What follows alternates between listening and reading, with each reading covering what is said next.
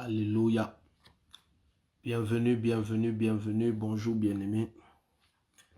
Bonjour à tous. Bienvenue à notre émission Fraîche Onction. Bonjour à tous, bonjour à tous. Bienvenue, bienvenue à ceux qui sont déjà connectés. Alléluia. Bienvenue, bienvenue. Bienvenue à notre émission Fraîche Onction de ce vendredi. Le Seigneur va nous amener dans de grandes profondeurs ce matin. Waouh! Père, au nom puissant de Jésus, que ta grâce et ta main puissante soient sur chacun, que ta grâce soit sur chacun. Laisse que, Seigneur, pendant que nous commençons ce week-end, que ton peuple, tes enfants, tes serviteurs, tes servantes soient revêtus d'une fraîche onction, qu'il y ait une grâce intense sur chacun. Seigneur, distingue ton peuple par la connaissance ce matin.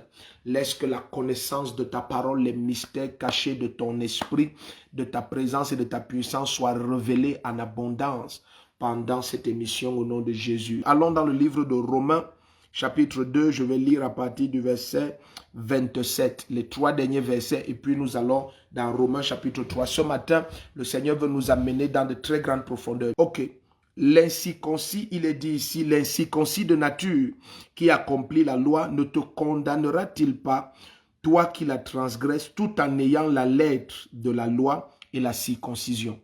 Ok, donc suivez très bien.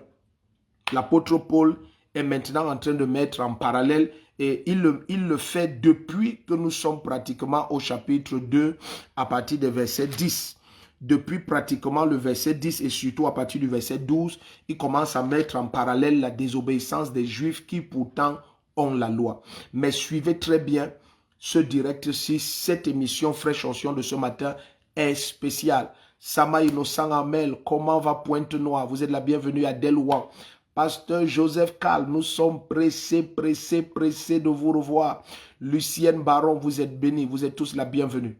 Alors ici, il met en parallèle la désobéissance de certains juifs qui ont la loi et puis l'obéissance des incirconcis. Ça veut dire ceux qui étaient considérés comme des païens parce qu'à l'époque, parce que la loi était donnée aux juifs, lorsque Dieu a donné la loi aux juifs, il avait ainsi séparé le peuple juif de tous les autres peuples. Donc, en donnant la loi uniquement aux Juifs, ça veut dire la postérité d'Abraham, la postérité selon la promesse. Parce que la postérité d'Abraham n'est pas que Isaac, il y a aussi Ismaël, mais la postérité selon la promesse, c'est la postérité qui est Isaac. Parce qu'il dit, en Isaac, tu auras une descendance appelée de ton nom. Donc, quand il donne la loi donc à cette postérité, et après, il change le nom de Jacob et l'appelle Israël et fait d'Israël une nation. En faisant d'Israël une nation et en donnant la loi à cette nation, la Bible dit, il condamnait ainsi les autres nations. Mais maintenant, l'apôtre Paul commence à montrer que malgré que la loi était donnée aux Juifs, alléluia, malgré que la loi était donnée aux Juifs, il y avait plusieurs Juifs qui ne pratiquaient pas la loi. En fait, même, comme nous disions la dernière fois, c'est vrai que pendant cette semaine, ça n'a pas été facile avec beaucoup de programmes à l'église. Mais en fait, Dieu a donné une loi qui n'était pas praticable dans sa totalité.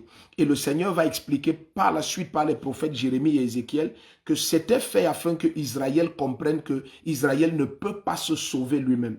Bon, maintenant, ce n'est pas notre propos ce matin.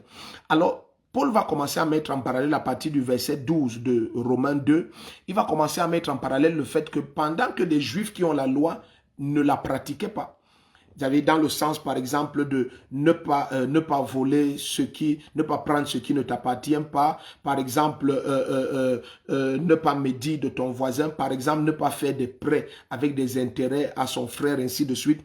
Pendant que les Juifs ne pratiquaient pas cela, l'apôtre Paul va montrer qu'il y a des incirconcis, ça veut dire ceux qui n'étaient pas juifs, qui pourtant pratiquaient cette loi. Ok, à partir du verset 27, il dit l'incirconcis de nature, ça veut dire le non-juif. L'incirconcis de nature qui accomplit la loi. Ne te condamnera-t-il pas, toi qui la transgresses, tout en ayant la lettre de la loi et la circoncision? Alors il dit le juif, ce n'est pas celui qui en a les apparences. Et la circoncision, ce n'est pas celle qui est apparente dans la chair. Pourquoi l'apôtre Paul parle comme ça? Il voulait présenter aux juifs le fait que la circoncision et la loi n'étaient pas l'ultime but de Dieu.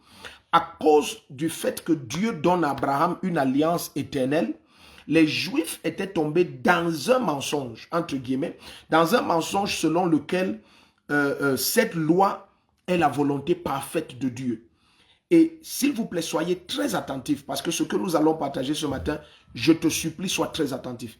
Donc je dis, parce que la loi avait été donnée par Moïse et la loi a été donnée à cette descendance d'Abraham par Israël. Vous vous souvenez que c'est Jacob qui devient Israël.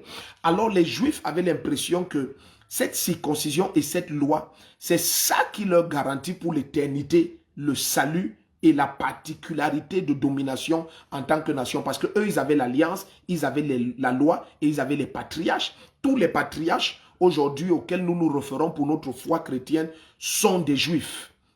Mais il y avait un mensonge parce qu'ils n'étaient toujours pas parvenus à comprendre que la loi n'était pas le but de Dieu. La loi était donnée pour garder Israël dans la conscience du péché jusqu'à ce que vienne la descendance à laquelle la promesse avait été faite. Et cette descendance, la Bible va nous montrer que c'est Christ. Donc, au moment maintenant où Paul est en train de prêcher la nouvelle dispensation, ça veut dire le salut qui se trouve en Jésus-Christ, la première résistance qu'il a rencontrée, ce sont les Juifs. Les Juifs étaient très réfractaires au fait qu'on commence à leur dire que la circoncision et la loi ne suffisent pas. Mais Paul commençait à leur expliquer que vous avez la circoncision, vous avez la loi, mais vous ne parvenez pas à la pratiquer. Or, il y a des païens qui n'ont pas la circoncision et qui n'ont pas la loi et qui vivent loin de l'adultère, loin de la fornication, loin du vol, loin du mensonge, loin des faux témoignages, loin de toute autre chose. Et à un moment donné, même si vous vous souvenez, les prophètes comme Jérémie vont parler des Récabites. Les Récabites, c'est un peuple que Dieu va prendre en exemple pour dire à Israël que regardez les Récabites, leurs parents, leurs aïeux leur ont dit de ne pas boire de vin, de ne pas acheter de terrain. Et malgré que moi, j'envoie les prophètes leur demander d'acheter du terrain, eux, ils ne font pas. Ils disent que nos aïeux ont dit ceci et voici comment nous devons marcher. Donc Dieu leur montrait déjà que la loi que vous ne pratiquez pas, qui a été donnée par moi, Jéhovah, voilà les Récabites qui ont reçu des lois de leurs aïeux et qui les pratiquent. Donc, il voulait montrer à Israël que la loi ne vous rend pas particulier, mais la loi a été donnée afin de garder Israël dans la pureté pour la venue de la sainte descendance. Le prophète Malachi va par exemple dire qu'en vue de la sainte descendance, Dieu a préservé Israël de toutes les unions impures. Et il va dire qu'un seul a attristé la femme de sa jeunesse parce qu'il cherchait la sainte descendance. Il parle comme ça d'Abraham lorsqu'il va aller vers Agar. Donc, Dieu de tout temps a utilisé la loi pour faire d'Israël un peuple pur. Et pur, ce n'est pas pour dire un peuple qui ne pêche pas, c'est pour dire un peuple qui ne se mixait pas aux autres. Vous vous souvenez par exemple au temps de Néhémie et même d'Esdras. Dieu va aller jusqu'à dire dans le livre d'Esdras, à partir du chapitre 8, il va aller jusqu'à dire éloignez et retirez du milieu de vous toutes les femmes impures. Ça veut dire qu'ils ne sont pas juifs, que vous avez épousées et chassez-les avec leurs enfants. Donc vous imaginez, les Juifs avaient fait des enfants avec les Moabites, avec les Ammonites, et Dieu dit chassez-les. Donc, pas parce que Dieu aime le divorce ou Dieu veut détruire les foyers, non. Mais dans la loi, Dieu ne voulait pas qu'un autre peuple se mixe à Israël parce que Dieu voulait une sainte descendance. Mais maintenant, soyez attentifs. Chaque fois que l'Éternel va parvenir à garder Israël dans cette pureté-là, la grâce de Dieu va être tellement forte sur les Juifs que partout où ils iront, ils vont dominer. Soyez attentifs, soyez très attentifs. Donc, nous allons voir par exemple le cas de Daniel, ce n'est qu'un seul cas. Donc, je dis, lorsque Israël se gardait saint pour leur Dieu, où qu'ils allaient, même quand on les amenait en captivité dans une servitude d'esclaves, Israël jaillissait toujours la tête de manière à dominer la nation où on l'amenait en servitude. Et suivez très bien, s'il vous plaît, soyez attentifs. La parole du Seigneur nous dit, nous sommes dans Romains 2, versets 27 à 29. Après, nous allons aller dans Romains 3. L'incirconcis de nature qui accomplit la loi ne te condamnera-t-il pas, toi qui la transgresses, tout en ayant la lettre de la loi et la circoncision? Il dit, le juif, ce n'est pas celui qui en a les apparences. Et la circoncision, ce n'est pas celle qui est apparente dans la chair. Il dit, mais le juif, c'est celui qui l'est intérieurement. Et la circoncision, c'est celle du cœur. Oui, si nous avions le temps, on allait voir ça tout à l'heure dans le livre de Colossiens. La circoncision, il dit, c'est celle du cœur, selon l'esprit et non selon la lettre. La louange de ce juif ne vient pas des hommes, mais de Dieu. Soyez attentifs. Chapitre 3, verset 1. Allons maintenant, descendons chapitre 3 à partir du verset 1. Vous êtes la bienvenue. Anna Bayana, Maman Sibel, bienvenue. Équipe Paracletos, Papa Njoya est connecté. Karine Boda, bienvenue. Embrasse ton époux. Josette Cotin, bienvenue à vous tous. Merveille divine, tu es béni. Embrasse les enfants. La grâce de Dieu est sur vous. Louis Ngouni, comment ça va? Comment ça va? Yvonne Icon, tu es béni. La main du Seigneur est sur vous. Donc maintenant, allons dans Romains chapitre 3 à partir du verset 1. Donc, s'il te plaît, n'oublie pas. Première chose, commente en permanence. Deuxième chose, appuie sur le cœur rouge non-stop. Appuie sur le cœur rouge. Écoute, ne te lasse pas d'appuyer sur le cœur rouge. Et puis, troisième, partage. Partage sur ta page et dans tous les groupes disponibles sur la terre. Laisse que les nations et le maximum d'âmes soient atteints ce matin par la parole du Seigneur. Appuie sur le cœur rouge en permanence. Je te dis, bien-aimé, appuyons sur le cœur rouge en permanence, en permanence, en permanence, en permanence, en permanence. Appuie sur le cœur rouge. Ok, allons maintenant au chapitre 3. Romains chapitre 3 à partir du verset 1. Et tu vas découvrir que à chaque fois, et c'est pour ça que je veux que tu sois attentif ce matin, tu vas découvrir que à chaque fois que le peuple de Dieu se met à part, à chaque fois que le peuple de Dieu se met à part et ne se mixe pas aux nations. Et cette pensée va évoluer dans le livre de Romains jusqu'à ce que l'apôtre Paul arrive au chapitre 12 et dise « Ne vous conformez pas au siècle présent ». Vous allez découvrir que derrière tout ce que Paul va dire dans le livre de Romains, pratiquement du chapitre 1 jusqu'au chapitre 11, comme nous avons dit au début de cette série sur l'étude de Romains, vous allez découvrir que ça culmine avec le chapitre 12, versets 1 et 2. Lorsqu'il va leur dire, ne vous conformez pas au siècle présent, mais soyez renouvelés, soyez transformés par le renouvellement de votre intelligence.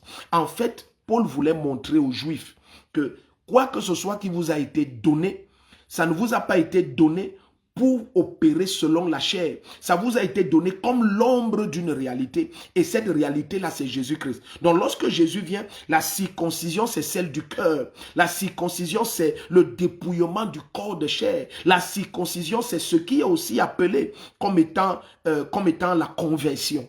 Et la loi est accomplie en cet amour que Jésus va avoir pour nous, qui va l'amener jusqu'à la croix. Et cet amour nous donne tous les bénéfices de fils lorsque nous répondons à cet amour en aimant Jésus-Christ en retour. N'oubliez pas que Jésus va dire, le Père lui-même vous aime parce que vous m'aimez. Avant cela, il va dire, à celui qui m'aime, le Père va se révéler et le Père et moi viendrons faire notre demeure chez lui. Et l'apôtre Paul va dire plus tard que l'amour, c'est l'accomplissement de la loi. Donc, Dieu montrait déjà quand même, d'après 1 Corinthiens 10, à partir de verset 9, Dieu commençait déjà à montrer que tout ce qui arrive aux Juifs, là, c'est une image. C'est une image. Et quelle est cette image? Il y a un peuple aujourd'hui qu'on appelle chrétien.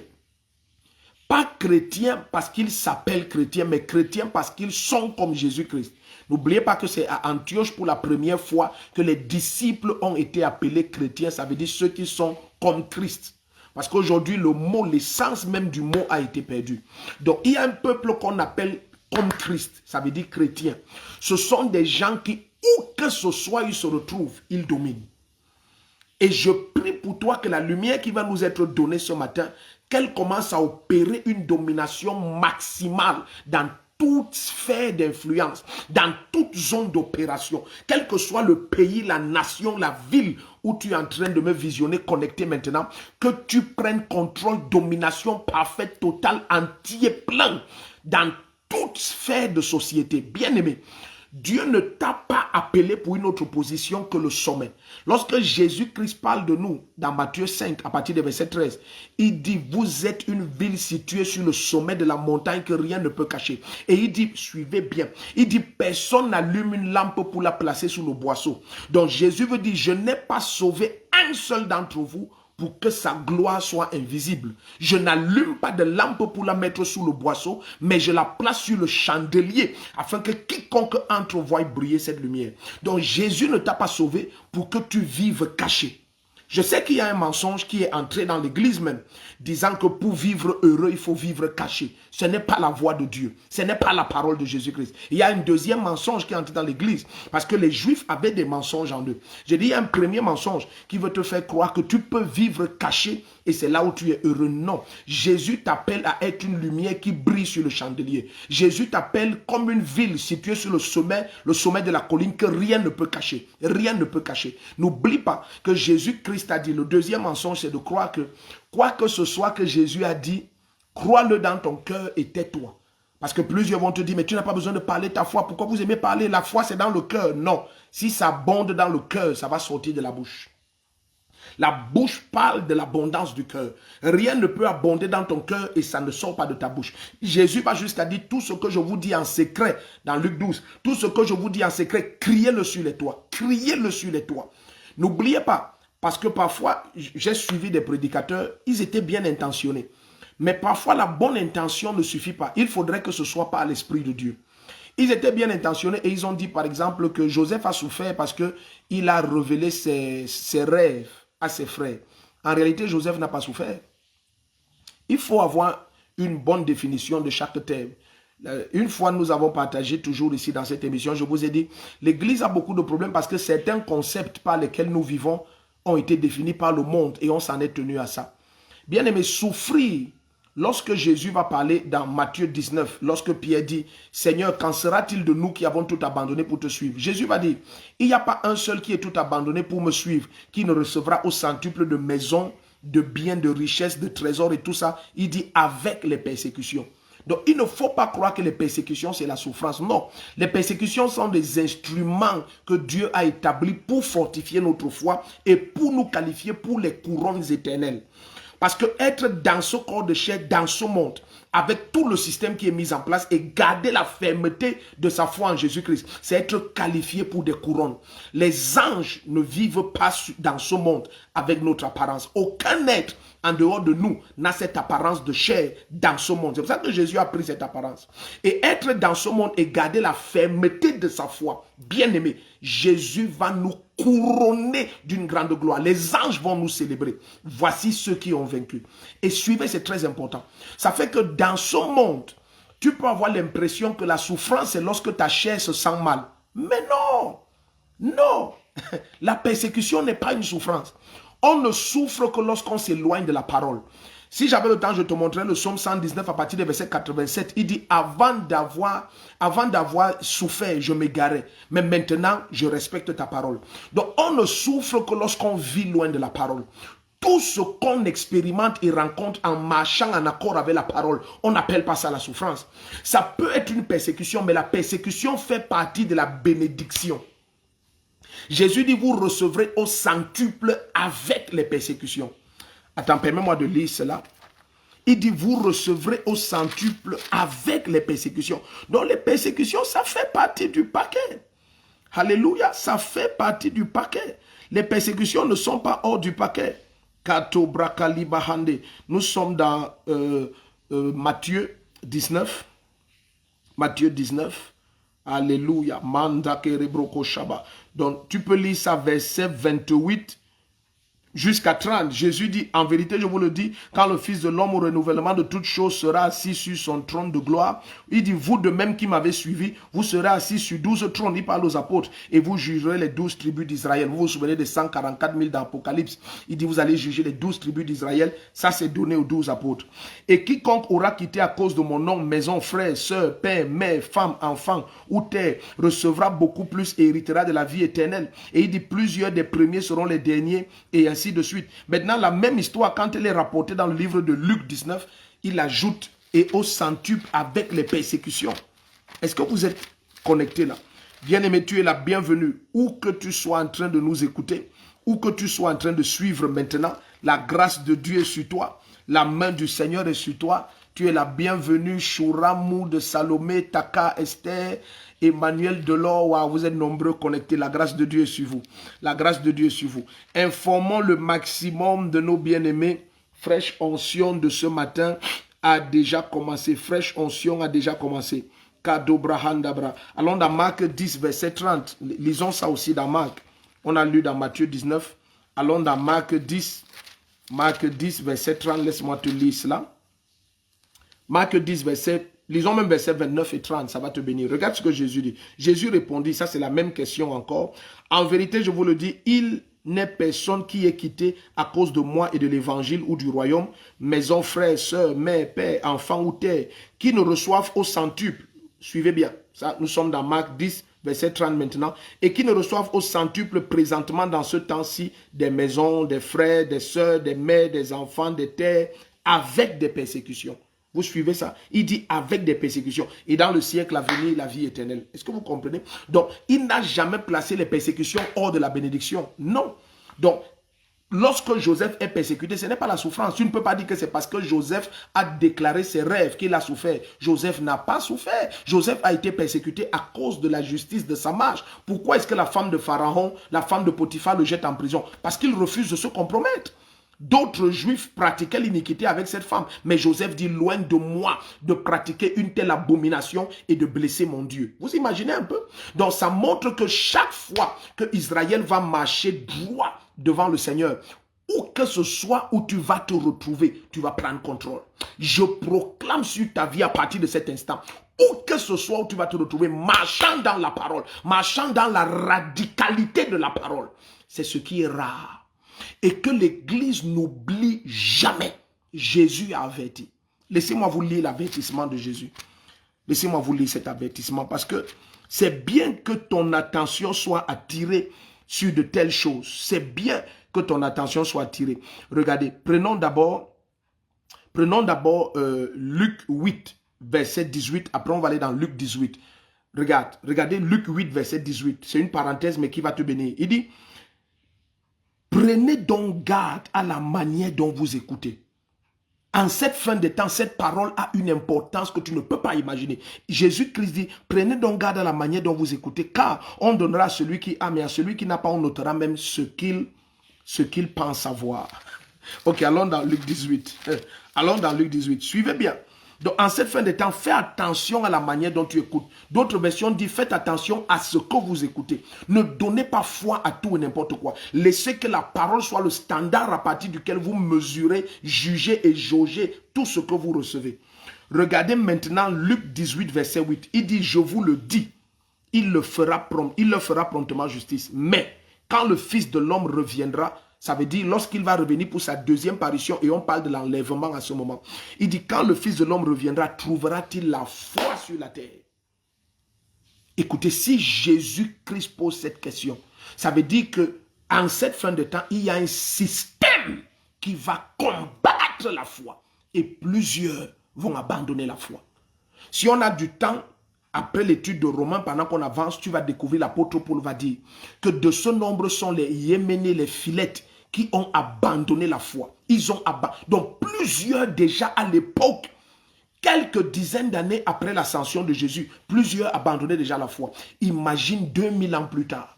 Nous sommes à la fin des temps. Imaginez 2000 ans plus tard. Et Jésus-Christ a prévenu, quand le Fils de l'homme reviendra, trouvera-t-il la foi sur la terre? Ça te montre que Jésus est déjà en train d'avertir l'Église que faites attention, cette foi sera tellement combattue que ceux qui vont la garder, comme au temps des Juifs, comme au temps de la domination juive, quiconque restait debout. Allons dans Daniel 6. Regarde quelque chose, ça va te bénir. Je te dis, ce matin, ta vie ne sera plus normale après. Regarde Daniel chapitre 6. Daniel chapitre 6, commençons au verset 2. Bienvenue à tous ceux qui nous rejoignent.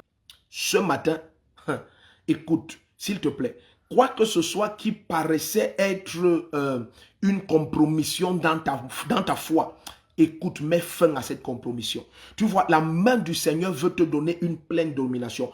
Chaque fois, suivez bien, chaque fois que l'ennemi cherche à te corrompre, c'est parce qu'il voit que tu es sur le point de prendre quelque chose de très important.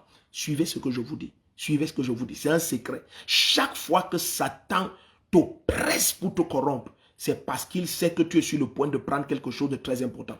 Il ne propose pas tous les royaumes de la terre à Jésus avec leur gloire, sinon parce qu'il vient de découvrir que Jésus va prendre tout pouvoir dans les cieux et sur la terre. Ça veut dire dominer tous les royaumes, que ces royaumes soient spirituels ou physiques.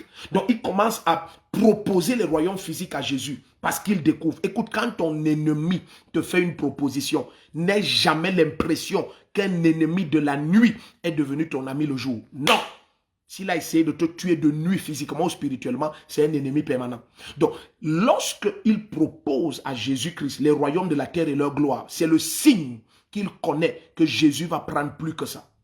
Donc, chaque fois que le diable te presse pour te corrompre, sache que tu es arrivé sur le point, tu es au seuil d'une possession extrême. Alors, je prie pour toi au nom puissant de Jésus que toute compromission s'arrête dans ta foi.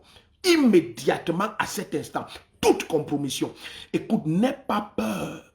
N'aie pas peur d'être persécuté à cause de la fermeté de ta foi. Lorsque l'iniquité se présente et la corruption, vous savez,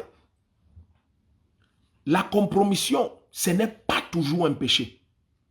Il faut bien écouter. La compromission n'est pas toujours un péché. Parfois, la compromission, c'est juste en rapport avec une loi que tu connais que cette loi est faite pour produire la corruption. Il y a des lois qui sont iniques.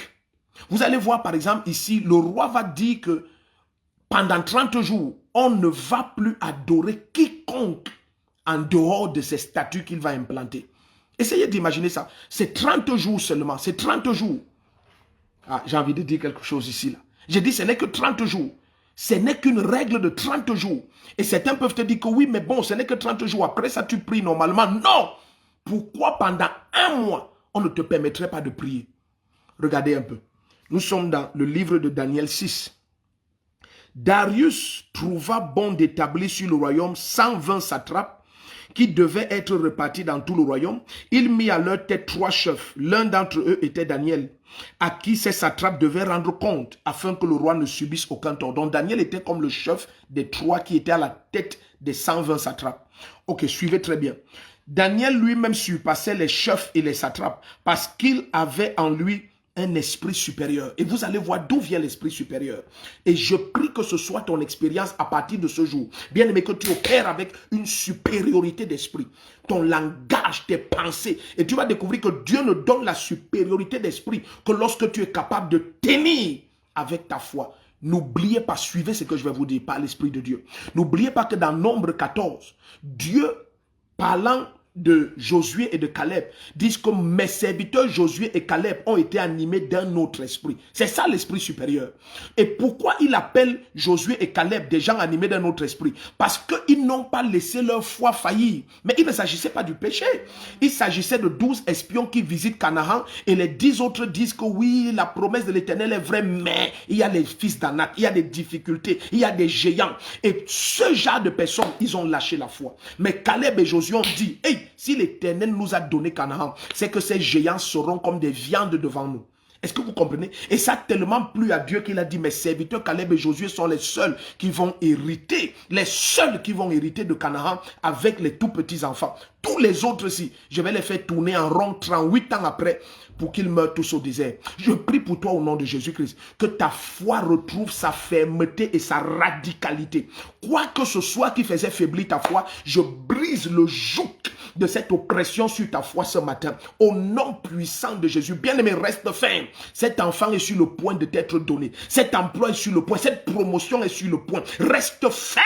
Reste ferme. Ce document est sur le point de t'être donné. Ne recule pas, bien-aimé. Même pas d'un pouce. Ne fais pas un pas en arrière. Continue à avancer. Lorsqu'ils arrivent devant la mer Rouge, le Seigneur dit, demande au peuple d'avancer. Avancer? Avancer vers où? Mais bien aimé, ta foi ne te permet pas de reculer. Ta foi ne te permet même pas de stagner. Continue à avancer. Cette mer va s'ouvrir devant toi. Elle va s'ouvrir. Même si ta foi devient une folie pour tout le monde, garde la fermeté de ta foi. Le temps est venu et c'est maintenant. La saison est venue et c'est maintenant où ta domination en Christ Jésus va être établie, montrée, prouvée et attestée aux yeux de tous. Et plusieurs vont célébrer Jésus-Christ. Vous allez découvrir Nebuchadnezzar et tout le royaume babylonien vont célébrer Jéhovah à cause de la radicalité de la foi de Daniel. N'aie pas l'impression que lorsque ta foi est radicale et on t'appelle fou, que c'est une insulte. Non. L'apôtre Paul va dire, devenez fou afin d'être sage. Quand il va parler à l'église de Corinthe, dans son deuxième chapitre de 1 Corinthiens, il va dire, devenez fou afin d'être sage. Devenez fou afin d'être sage. Car la folie de Dieu est plus forte que la sagesse des hommes. Ne laisse plus ta foi se compromettre. Je continue la lecture. La Bible dit, verset 5 de Daniel 6. Alors les chefs et les satrapes cherchaient un motif. Suivez bien. Cherchaient un motif pour accuser Daniel en ce qui concernait les affaires du royaume. Mais il ne put trouver aucune occasion ni aucune erreur parce qu'il était fidèle et qu'on ne trouvait chez lui ni négligence ni erreur. Imagine un homme. On a fouillé ses documents, fouillé sa vie pour trouver des raisons de l'accuser. On n'en trouvait aucune. Donc de toutes les manières, certaines lois que des systèmes de ce monde mettent en place ont un seul but. C'est paralyser ta foi. C'est humilier ta foi. Suis bien. Je dis 1, paralyser ta foi. 2, humilier ta foi. 3, tester ta foi. Parce que l'ennemi a toujours été derrière afin d'amener un temps et une saison où la foi en Jésus-Christ va être ébranlée. Et la Bible dit, à un moment donné, quand Paul va écrire à l'église d'Éphèse, il va leur dire tout ce qui est ébranlable sera ébranlé. Il s'accordait comme ça avec les prophéties. Il dit à la fin des temps, tout ce qui est ébranlable sera ébranlé. Et nous sommes dans une saison où la foi de plusieurs est en train de faillir. Plusieurs. Parce que c'est un temps où des vents impétueux soufflent. Mais je déclare au nom de Jésus, ta foi reste ferme. Ta foi, ta foi reste ferme, infaillible, infaillible. Je te dis que tu le crois ou pas, le message le plus puissant qui est sous attaque en cette fin des temps, c'est le message de la foi. Suivez bien ce que je vous dis. Je dis c'est le message de la foi. Jésus n'a pas dit qu'à la fin des temps, quand le Fils de l'homme reviendra, trouvera-t-il la conversion sur la terre? Trouvera-t-il la moisson des âmes sur la terre? Non! Ne vous focalisez pas sur le bruitage que plusieurs sont en train de faire. Écoute, lorsqu'une âme est gagnée, il y a une grande réjouissance au ciel. Mais bien aimé, que va devenir cette âme? Si une âme est gagnée par un chrétien corrompu, cette âme va être rendue 2 fois plus digne de l'enfer. Donc le problème d'abord, c'est que l'Église retrouve la radicalité et la force de la foi. Écoutez bien, écoutez bien. Le temps est venu, toi qui me visionnes, dans quelques pays, tu t'appelles même immigré. Je te dis, cesse de t'appeler immigré. La terre appartient à Abraham et à sa descendance. Et tu es la descendance d'Abraham. Dans le pays où tu es, tu domines. Tu n'es pas entré dans ce pays pour une moindre petitesse que ce soit. Tu es entré pour prendre contrôle. Oui, tu es entré dans ce pays, en Afrique, en Amérique, en Europe, en Asie. C'est pour prendre contrôle. Et prendre contrôle en gardant la radicalité de ta foi. De quelque manière qu'on va t'amener à te compromettre, dis non. Et quand tu dis non, ça peut t'amener dans des positions qui paraissent inconfortables et qui paraissent être la souffrance. Ce n'est pas la souffrance. De là-bas, ils vont discerner que ton Dieu est réellement le Tout-Puissant. Regarde, continuons la lecture. On ne parvenait à trouver rien à redire dans ce que Daniel fait. À cause de l'excellence de l'esprit qui habitait en lui. Oh, Yabahandeleboskibraha. Verset 6. Alors ces hommes disent, suivez bien. Regardez comment les esprits parlent dans le cœur de certains leaders pour produire des systèmes qui attaquent la foi. Regarde. Alors ces hommes disent, nous ne trouverons aucun motif contre ce Daniel à moins que nous n'en trouvions un dans la loi de son Dieu. Donc maintenant, il commence à produire des lois pour attaquer la voix de Jésus-Christ, attaquer la parole de Dieu. Il dit le seul moyen de le déstabiliser maintenant, c'est de produire des lois qui vont attaquer sa radicale foi en Jéhovah son Dieu. Regardez. Puis ses chefs et ses satrapes se rendirent tumultueusement auprès du roi et lui parlaient ainsi. Roi Darius, vis à jamais.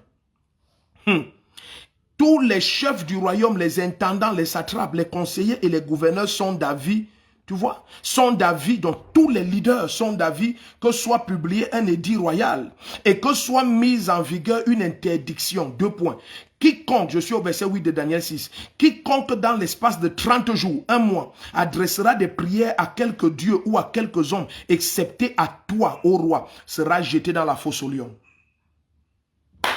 Est-ce que vous voyez un peu? Je n'ai pas envie de prendre des exemples. Tu connais déjà ce qui se passe dans ce monde maintenant, à travers les nations.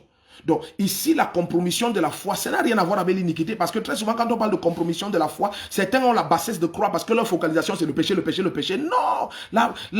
Écoute, la radicalité de la foi n'a rien à voir avec l'iniquité. Marche au-delà de l'iniquité.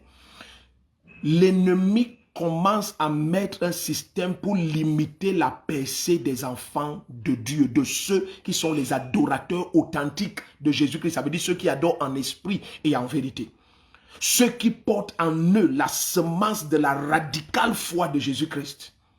Alors à ce moment, ils disent que, ok, comme on ne trouve rien à redire, parce que certains t'attaquent dans ta carrière, ils essayent de commérer contre toi, ils essayent dans tous les sens, mais ils voient que ça ne t'affecte pas. Alors maintenant, qu'est-ce qu'ils se sont dit? Nous allons l'attaquer dans les lois de son Dieu.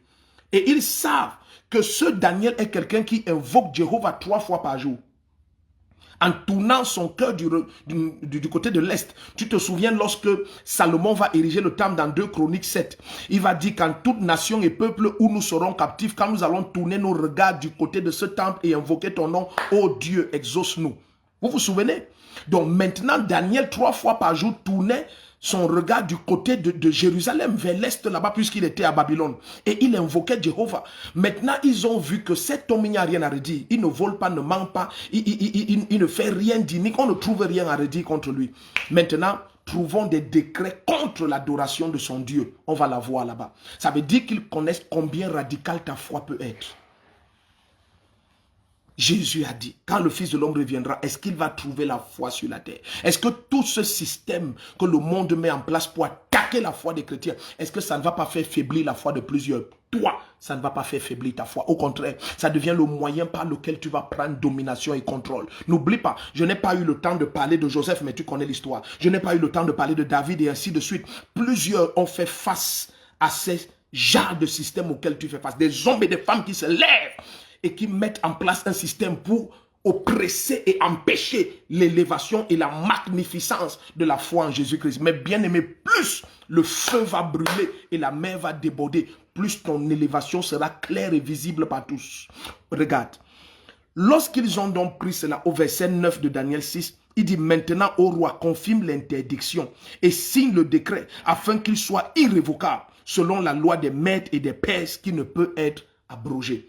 Donc ces gens reconnaissent qu'ils ont quelque chose qui ne peut être abrogé. Donc écoute, essaye d'imaginer l'iniquité de ce système, de ce monde. Ils disent que la loi que nous mettons maintenant ne peut être abrogée. Mais au-delà de cette loi, il y a la parole de Dieu qui ne passera jamais. Je prie que tu comprennes que la parole de Dieu est la loi qui domine sur toutes les lois. Même lorsque dans ce monde, on te dit qu'il y a la loi de la gravitation, Jésus a lévité et a traversé les nuées et a traversé l'éternité des cieux et est entré dans la présence glorieuse du Père. Où est passée la loi de la gravitation? Lorsqu'on vient te dire qu'il y a la loi de la viscosité de l'eau, Jésus a marché sur l'eau. Lorsqu'on vient te dire qu'il y a la loi de la limitation des proportions des entités physiques, Jésus a multiplié le pain. Lorsqu'on vient te dire que la décadence et la mort est l'ultime état de tous les éléments de la nature, Jésus a ressuscité Lazare. Jésus a marché en montrant qu'il y a une loi divine qui surpasse toutes les lois humaines. Donc que personne ne vienne te dire que quoi que ce soit qu'on établisse comme loi, ça peut limiter ta progression. Ça ne peut pas. Permets-moi de te montrer quelque chose dans Éphésiens 1. La puissance qui a ressuscité Jésus d'entre les morts, il a fait monter jusqu'à la droite de Dieu le Père. C'est la même puissance qui est à l'œuvre en nous qui croyons. Il n'y a rien, ni personne, ni aucun système, ni aucune loi. Bien aimé, je te dis au nom puissant de Jésus, même si on bloquait ce direct, même si on supprimait ce direct, ça me laisse à 37. Regardez bien aimé, nous ne sommes esclaves de rien. Nous ne sommes esclaves de rien. Rien. Il n'y a aucun système dans ce monde pour nous stopper. Nous prenons contrôle. Nous sommes en charge. C'est nous les chrétiens, les enfants de Jésus-Christ qui dominons le monde. Ça plaît à Satan et son système. Ça l'énerve jusqu'à ce qu'il devienne fou et malade mental. C'est nous qui dominons. Nous nous mettons à genoux et nous paralysons tous ces plans. Nous neutralisons tous ces plans. Tous ces plans sont des fiascos éternels. Je déclare au nom de Jésus dans la nation où tu es, tu prends contrôle. Tes ennemis le veulent ou pas, tu prends contrôle. Daniel a régné au milieu des devins, des cartomanciers, des satanistes, de toutes sortes de loges mystiques. Daniel, enfant de Jéhovah, a dominé. Tu domines au milieu d'eux. Tu domines, tu deviens leur chef. À partir de cet instant, c'est toi qui es au contrôle. Tu as l'esprit supérieur, excellent. C'est toi qui domines. Au nom puissant de Jésus-Christ, ne laisse personne te faire croire un mensonge. Non, c'est toi qui domines. La foi en Jésus-Christ triomphe partout, en tout temps, en tout lieu. Quoi que ce soit qu'ils disent, agenouille-toi et établis la parole du Seigneur. Ne laisse pas une autre parole régner là où tu te trouves. Agenouille-toi et établis la parole du Seigneur. Éphésiens 1. Regarde à partir du verset 19. Ha ha ha.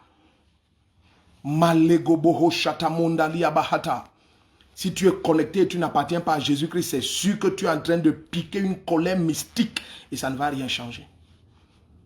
Nous sommes au contrôle. Nous, les enfants de Jésus-Christ, le roi des rois, l'unique Dieu tout-puissant, souverain, rédempteur, propriétaire de la création visible et invisible. Nous sommes les seuls qui contrôlons, gouvernons, commandons, dirigeons le monde entier, visible et invisible, pour l'éternité. Que ça te plaise ou pas. Éphésiens 1, à partir du verset 19. Et quelle est la grandeur surabondante de sa puissance envers nous qui croyons selon l'action souveraine de sa force. Il a mis en action dans le Christ en le ressuscitant d'entre les morts et en le faisant asseoir à sa droite dans les lieux célestes. Il dit cette puissance qui a ressuscité Jésus d'entre les morts et l'a fait asseoir à sa droite dans les lieux célestes, c'est la puissance qui est à l'œuvre en nous qui croyons. Oh, tu t'élèves. Tu t'élèves. Que ça plaise à tes ennemis, à tes amis même ou pas. Tu t'élèves. Comment Jésus est ressuscité, personne n'intercédait pour lui. Comment Jésus est monté, personne n'intercédait pour lui. Tu n'as même pas besoin qu'on intercède pour toi. Reste ferme dans ta foi et tu vas découvrir que pendant que tout le monde te combat, tu t'élèves, tu t'élèves, tu t'élèves, tu t'élèves, tu t'élèves, tu t'élèves, tu t'élèves. Toi qui me visionnes, je prie pour toi au nom puissant de Jésus-Christ.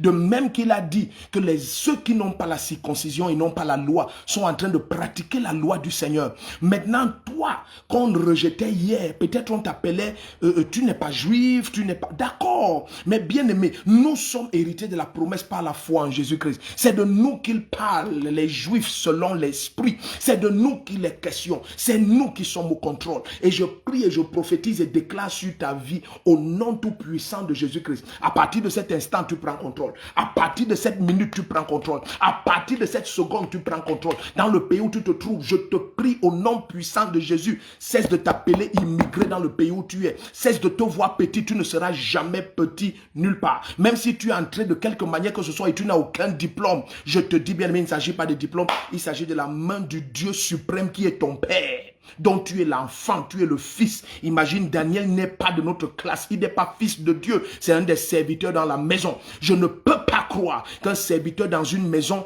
ait une place supérieure à celle du fils dans la même maison. Je déclare au nom puissant de Jésus-Christ, à partir de ce jour, vendredi le 17 septembre 2021, tu prends contrôle dans le pays où tu es, dans la nation où tu te trouves, tu prends contrôle. Au milieu de ceux qui t'aiment ou ne t'aiment pas, tu prends contrôle. Que ça plaise aux gens, que ça ne plaise pas, tu prends contrôle. Au nom puissant de Jésus-Christ, l'esprit d'excellence œuvre en toi. L'esprit supérieur œuvre en toi. Maleko barusha manta kele mondo lubrianda ele moskuba hante keribo shabrahata keramonda ele brakototoriahata. La main du Seigneur te recouvre, la main du Seigneur te garde, la main du Seigneur te préserve, la main du Seigneur te distingue. Ayamanta kelebo shandirabaha. Oh, you are welcome. You are welcome. All of you who are connected and you are not hearing French, maybe we love you and we pray that we'll have the grace to just have one of this time in English to bless all of you who are not hearing French, who are English speaking. Vous êtes tous la bienvenue, vous êtes tous la bienvenue. La grâce de Dieu est sur vous. Je prie pour chacun au nom puissant de Jésus que cette journée soit une journée de victoire pour ta foi. Une journée de victoire pour ta foi. Une journée de victoire pour ta foi. Je prie et je déclare au nom de Jésus-Christ que cette journée soit une journée de victoire pour ta foi. Une journée de triomphe. Que ce week-end, bien-aimé, tu ailles de triomphe en triomphe, de victoire en victoire. Que ça plaise à qui que ce soit ou pas. Ce week-end, tu vas de triomphe en triomphe. Ta foi triomphe. Le triomphe de ta foi est établi. N'oublie pas, quelle est la victoire qui triomphe du monde? C'est ta foi. Ta foi, c'est la victoire qui triomphe du monde. Ce week-end est un week-end de triomphe. C'est un week-end de triomphe. C'est un week-end de triomphe. C'est un week-end de triomphe, de triomphe. Alors va et triomphe. Sors en vainqueur pour vaincre tout au long de cette journée, tout au long de ce week-end, au nom puissant de Jésus-Christ. Tu es béni. Ce soir, nous avons la grâce d'être dès 23h en direct sur notre chaîne. C'est un mois de distinction, c'est un mois de gloire, c'est un mois de triomphe. C'est un mois pendant lequel tu vas voir que le nom de Jésus-Christ en tout lieu, en tout temps, est souverain et dominant. De même que c'est le même soleil qui éclaire toutes les nations, c'est la même foi en Jésus qui triomphe partout. Je suis le prophète Rodrigue Defo et nous ne craignons rien, nous sommes au contrôle. Jésus-Christ est nous et moi, nous sommes